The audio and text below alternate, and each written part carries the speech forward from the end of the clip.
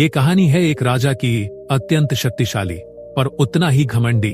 उसका नाम था वीरसेन, जिसके महल में सोने की दीवारें थी पर हृदय पत्थर से भी कठोर। राज्य में कोई भी उसकी आज्ञा के विरुद्ध नहीं बोल सकता था। एक दिन नगर के द्वार पर एक साधु आया, धूल से लिपटा पर चेहरे पर दिव्यता की आभा थी। उसने राजा से मिलने की इच्छा जताई। सैनिकों ने हंसते हुए कहा, बाबा, हमारे राजा देवता है, उनसे मिलने की औकात हर किसी की नहीं। लेकिन साधु मुस्कुराया, देवता नहीं, राजा है और राजा को भी सत्य सुनना चाहिए। खबर जब महल पहुंची, राजा ने आदेश दिया कि उसे दरबार में लाया जाए। साधु को सामने देखकर राजा हंसा। कहिए बाबा, क्या चाहते हैं?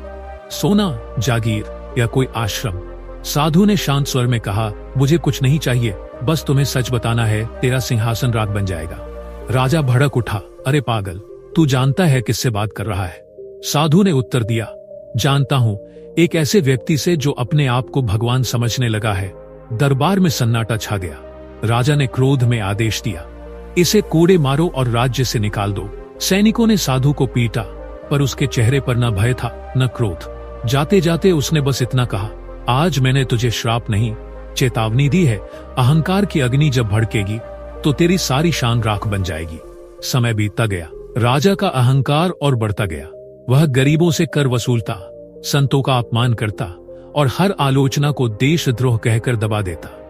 एक दिन उसने उसी स्थान पर एक विशाल राजसभा आयोजित की जहां साधु ने उसे श्राप दिया था। सिंहासन पर बैठते हुए उसने कहा, देखो, कहां है वो साधु? मेरा सिंहासन तो और मजबूत हो गया।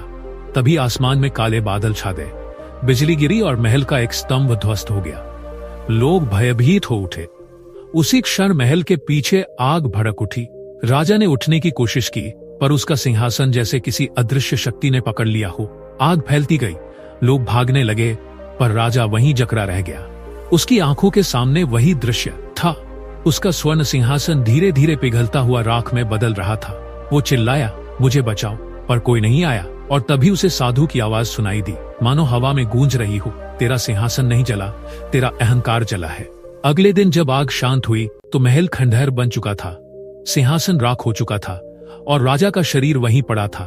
पर उसके चेहरे पर एक अजीब सी शांति थी, मानो उसने अंतिम क्षण में सत्य देख लिया हो। तब लोगों ने समझा कि उस साधु ने श्राप नहीं दिया था बल्कि भविष्य दिखाया था। और उस दिन से राज्य में एक पत्थर पर लिखा गया, जब सत्ता में अहंकार प्रवेश करता है तो राज सिंहासन नहीं, आत्मा जलती है।